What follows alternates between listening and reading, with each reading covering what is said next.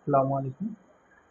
এই ভিডিওতে দেখাবো কি করে আপনারা আপনার যে ল্যান্ডিং পেজ আছে, ল্যান্ডিং পেজের যে চেকআউট আছে, এই চেকআউটের ফিল্ড কিভাবে এডিট করবেন। এখানে মূলত যে বিষয়টা দেখাচ্ছি সেটা হলো সাইজের যে বিষয়টা আছে এটা কিভাবে এখানে অ্যাড করবেন।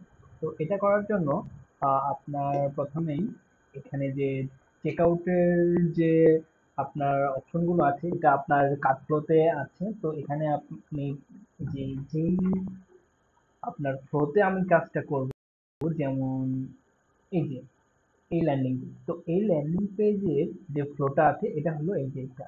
তো আমি এই অপশনটার যে এডিট প্যানেল নামের যে অপশনটা আছে এখানে আমি যাব। আর এটা আমি দেখাচ্ছি আপনার কাটফ্লোর অপশন। তো আপনি অন্য কোনো যদি চেকআউট প্লাগইন ইউজ করে থাকেন তাহলে ওই চেকআউট প্লাগইন দিয়েই ওই আপনার এই অপশনটা অ্যাড করবেন, অথবা আপনি যদি শুধুমাত্র অন্য কোনো প্লাগইন ইউজ না করে এই কাটফ্লোর থেকেই আপনি ইজিলি করতে পারবেন। তো আমি ফানেলের এডিট ফানেলে আসলাম, আসার পর এই যে এখানে যে সেটিং অপশন আছে এখানে আসলাম, তারপর চেকআউট ফ্রম এই যে ফিল্ড এডিটর নামে যে অপশনটা আছে এখানে এইটা আমি এনেবল করে দেব। এনেবল করে দেওয়ার পর এখানে আমার যেগুলো লাগবে না সেগুলো আমি চেক দিয়ে দিব, যেমন আমার ফোন নাম্বার, অ্যাড্রেস এবং নেম। তো এই তিনটা হলেই হয়।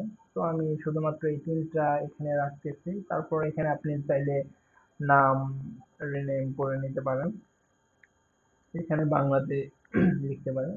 আচ্ছা, যাই হোক, এই তিনটা হলো। এখন আমার সাইজটা লাগবে, এটার জন্য আমি অ্যাড কাস্টম ফিল্ড এই অপশনটা নিব। তারপরে এই যে টাইপ, এটা রেডিও বাটন করে দিব। আর এখানে আমি ধরেন এটা সাইজের, তাহলে সাইজ দিব এখানে এম। তারপরে এই যে এই চিহ্নটা দিতে হবে এল। তারপরে যে এই চিহ্ন এক্সেল ড্র।